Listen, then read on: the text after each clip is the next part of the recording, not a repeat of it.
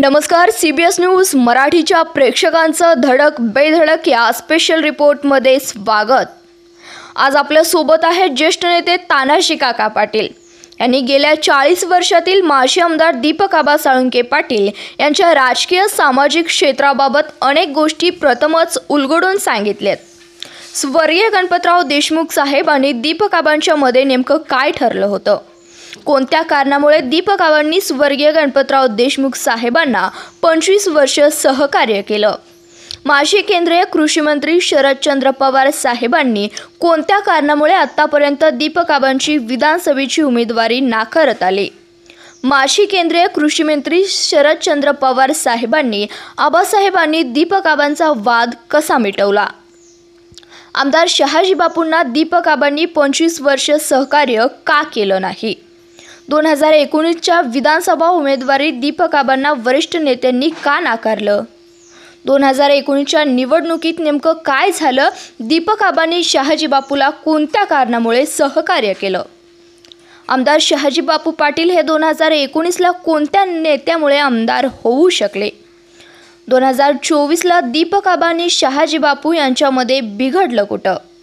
कोणी शब्द दिला आणि कोणी शब्द बदलला, दीपक आबा उद्धव ठाकरे यांच्या शिवसेनेत जाण्याचं नेमकं कारण काय, या सर्व लहान मोठ्या गोष्टींचं अचूक आणि सविस्तर माहिती दिली आहे ज्येष्ठ नेते तानाजी काका पाटील यांनी। तर चला मग पाहूयात आमचा स्पेशल रिपोर्ट धडक बेधडक। याबद्दल आपलं काय मत आहे? आजच्या ज्या राजकीय घडामोडी आहेत अगदीच त्याच्याबद्दल बोलायचं झालं तर गेल्या 80 सालापासून 1980 सालापासून मी ह्या राजकारणाच्या ह्याच्यात आहे। अलीकडल्या काळात 1999च्या दरम्यान दीपक आबा तसं 85पासून राजकारणात आले, म्हणजे माझ्यानंतर एक 5 वर्षानं, आणि 85 ते साधारणतः 99पर्यंत काँग्रेसमध्ये दीपक आबा काम करत होते। 99 साली पवारसाहेबांनी ज्यावेळेला राष्ट्रवादी काँग्रेस स्थापन केली त्यावेळेला दीपक आबा हे राष्ट्रवादीच्या माध्यमातून पवारसाहेबांच्या जवळ गेले। 99 साली खरं तर उभं राहायला पाहिजे होतं, जनतेची इच्छा होती, कारण त्यांचे वडील कैलासवासी आमदार काकासाहेब साळुंखे पाटील यांनी या जनतेची अतोनात अगदी चांगली सेवा केली होती आणि एक राजकीय वारसा चांगला होता, परंतु काही अडचणीमुळे त्यांना उभा राहता आलं नाही, ते तसेच राहिले। पण जनतेची सेवा ही त्यांनी अखंड अगदी पूर्वांपार आपल्या वाडवडिलांच्या वारसाप्रमाणे आज तागायत त्यांची चालू आहे। पण 99 साली ज्या वेळेला पवारसाहेबांनी राष्ट्रवादी काँग्रेसची स्थापना केली त्यावेळीपासून या तालुक्याचे ज्येष्ठ नेते, राज्यातले एक आधारस्तंभ आदरणीय कैलासवासी आमदार गणपतरावजी देशमुख साहेब यांना त्यांनी साथ दिली। 99ला साथ दिली, 2004ला दिली, 2009ला दिली, 2014ला ज्या वेळेला दीपक आबांना त्यांच्या कार्यकर्त्यांना वाटलं की यावेळेला आता त्यांना साथ देण्यापेक्षा आपण उभा राहावं, परंतु आमदार साहेबांचं म्हणजे गणपतरावजी देशमुख साहेबांचं आणि पवारसाहेबांचं घनिष्ठ चांगलं संबंध मैत्रीचं असल्यामुळं पवारसाहेबांनी आमदार साहेबाला आणि दीपक आबाला दिल्लीला बोलवून घेतलं आणि तिथं ती चर्चा झाली की एवढी वेळ आमदार साहेबांनी सांगितलं पवारसाहेबांना, एवढी वेळ मला द्या, कारण या देशात 10 वेळा ज्योती बसू सारख्या ज्येष्ठ नेत्यांचं एक रेकॉर्ड झालेलं आहे, त्याच्याही मला पुढं जायचं आहे। आणि आमदार साहेब पवारसाहेबांना म्हणले की शरदराव, तुमच्यामुळे मी 10 वेळा इथंपर्यंत आलो, तो अजून एक वेळ मला द्या आणि 2019ला ही जागा तुम्हाला घ्या, तुम्हाला म्हणण्यापेक्षा दीपकरावलाच द्या। आणि मग पुन्हा त्यांची चर्चा झाल्यानंतर पवारसाहेबांनी सांगितलं ठीक आहे करूया, पण प्रत्येक वेळेला मी माझ्या कार्यकर्त्यावर अन्याय करतो, पुढं तरी 19ला होऊ नये ह्याची खात्री द्या। गणपतराव देशमुख साहेबांनी त्यांना शब्द दिला की 100% मी 2019ला मी काही उभा राहणार नाही, ही जागा तुम्हाला देऊन म्हणजे दीपकरावला निवडून आणू। ही चर्चा झाल्यानंतर दोघांच्या कानावर पवारसाहेबांनी सांगितलं 2014 साल आहे, 2019 साल म्हणजे 5 वर्षाचा काळ आहे, जी आपली चर्चा झाली ती दीपकरावला म्हणले तूही दीपक कुणाला सांगू नको आणि गणपतराव देशमुखांना म्हणले तुम्ही कुणाला सांगू नका। ज्यावेळेला 2014ची निवडणूक झाली, चांगल्या मतानं आमदारसाहेब निवडून आले आणि 2019ची निवडणूक जाहीर झाल्यानंतर मला दीपक आबांनी सांगितले की बाबूराव गायकवाडना बोलवा। आम्ही इथं बसलो आणि आम्हा दोघांना सांगितले उद्याच्याला मुंबईला जावा, पवारसाहेबांची भेट घ्या आणि आता या निवडणुकीत तर आपल्याला त्यांना साथ द्यायला नको, आपल्याला यावेळेला तिकीट दिलं पाहिजे, ही चर्चा झाली।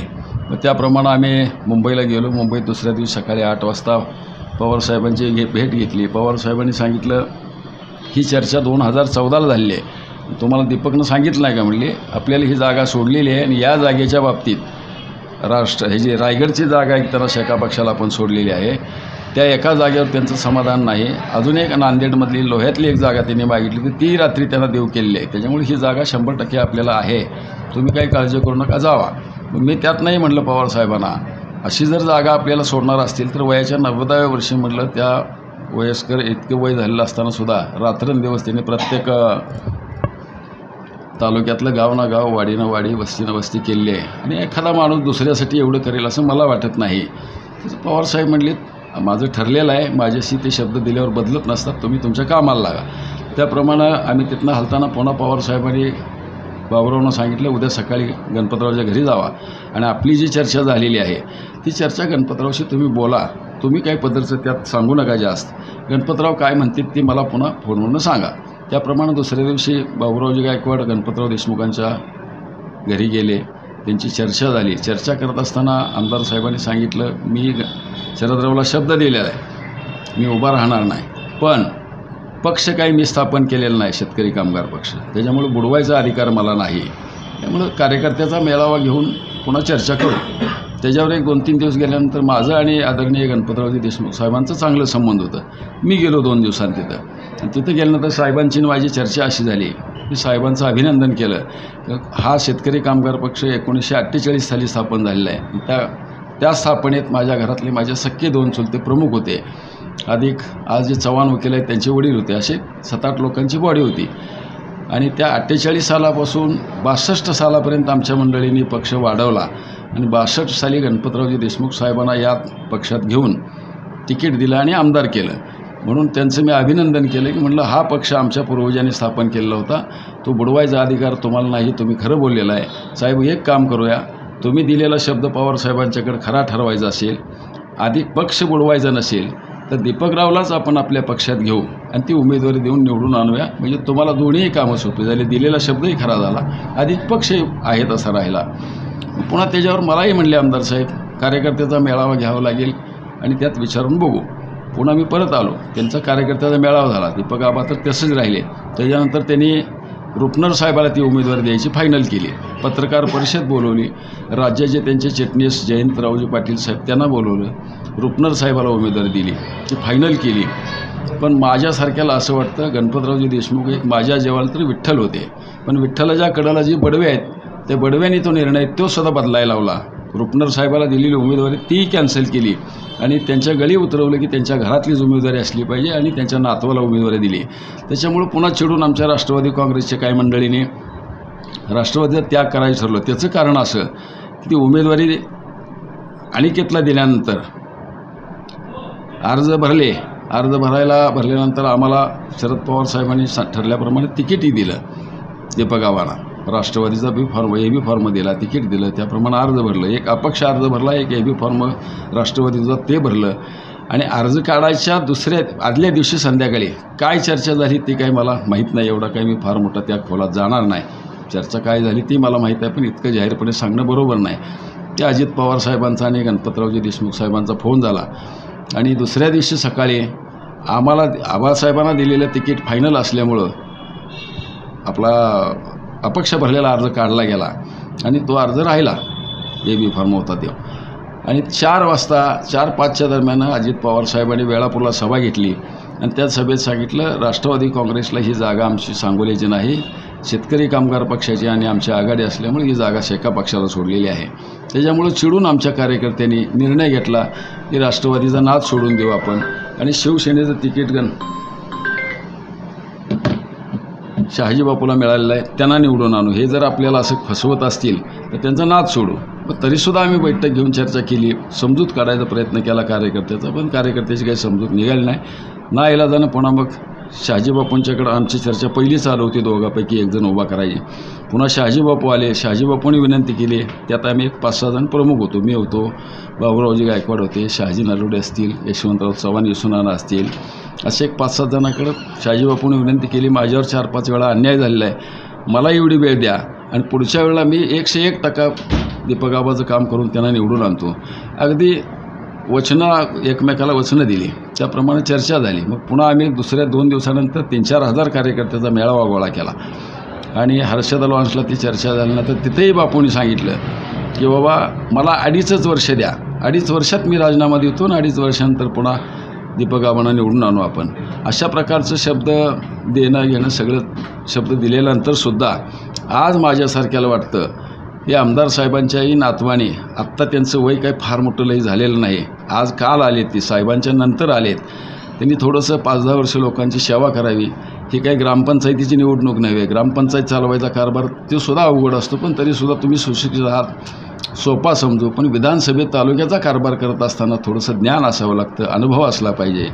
त्यांना माझी विनंती राहील की मला एक अधिकार आहे, मी शेतकरी कामगार पक्षाचा मूळ संस्थापकातला खरा वारसदार मी आहे, ते काय शेतकरी कामगार पक्षाची वारस नव्हेत. त्यांनाही माझी विनंती राहील तुम्ही थांबावं आणि ज्यांनी 25-30 वर्ष या तालुक्याची सेवा केली आहे, त्या सेवेत आमदार साहेबांच्या बरोबर 20-22-25 वर्ष त्यांनी काम केलं आहे, त्यांना विधानसभेचा तालुक्याचा कारभार कसा करायचा त्याचा चांगला अनुभव आहे.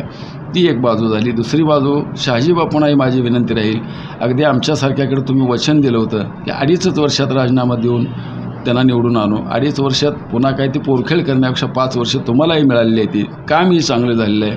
काम चांगलं होण्याचं कारण नुसते एकटे शहाजी बापू नाहीत विकासाच्या बाबतीत, तर दीपक आबांनी त्यांना सहकार्य केलं, ते आमदार झाले तरीसुद्धा वर सत्ता ज्याची आहे त्याचा इथला लोकप्रतिनिधी, ही एक साखळी जमल्यामुळं आपल्या तालुक्याचा चांगला विकास झालेला आहे. याचा अर्थ मागच्या काळात विकास झाला नाही असं मी काय म्हणणार नाही, तर त्या पद्धतीने होत असतो. जे विरोधकाची बाजू असल्यानंतर थोडंसं कमी होतो. तुम्ही सत्तेत आल्यामुळं चांगला विकास झालेला आहे, पण दिलेला शब्द तुम्ही पाळावा अशी माझी त्यांनाही विनंती आहे. कार्यकर्त्याच्या मेळाव्यात शब्द दिला तो दिलाच, कार्यकर्त्याच्या मेळाव्यात शब्द देणं हे थोडंसं गौण ठरवू. पण ज्या वेळेला दीपक आबांच्या मातोश्री वारल्या, धणीचा कार्यक्रम होता, अग्नी दिलेला होता माऊलीला, आणि त्या अग्नी दिलेल्या वेळेला सुद्धा जसा अग्नीच्या ज्वाला वर जात होत्या अशा पद्धतीनं शहाजी बापूंच्या डोळ्यातनं धारा येत होत्या. आणि माईक हातात घेऊन सांगितलं काकीला उद्देशून, काकी तुम्हाला मी शब्द दिलेला आहे, तुम्ही प्रत्येक वेळेला मला मदत केलेली आहे आणि या वेळेला तुमचा मुलगा दीपक आबाला मी आमदार पुढच्या वेळेला केल्याशिवाय राहणार नाही. अशा प्रकारची एक तिथं त्यांनी प्रार्थना केली असं समजूया. एवढं असतानासुद्धा माझी आज ही बापूंना विनंती आहे, दोघात भांडणं करत बसण्यापेक्षा त्यांनीसुद्धा थांबावं. तुम्हाला 5 वर्ष दिलेली आहेत, यांना 5 वर्ष देऊया, यांना 5 वर्ष दिल्यानंतर पुढं काय करायचं ते बघता येईल. आणि आज जनतेची, सर्वसामान्य जनतेची इच्छा अशी आहे, मी आता तालुकाभर फिरलो आहे, गेली 15 दिवस झालं गाव मी केलेलं आहे. प्रत्येक गावातल्या सर्वसामान्य मतदारांची भूमिका अशी आहे की कुठल्याही परिस्थितीत दीपक आबांनी उभं राहावं. तिकीट मिळो कुणाचं न मिळो, तिकिटाचा विचार न करता आम्ही जनता हे आमचं तिकीट अशा पद्धतीने तुम्ही उभा राहा आणि 100% आम्ही तुम्हाला निवडून देतो.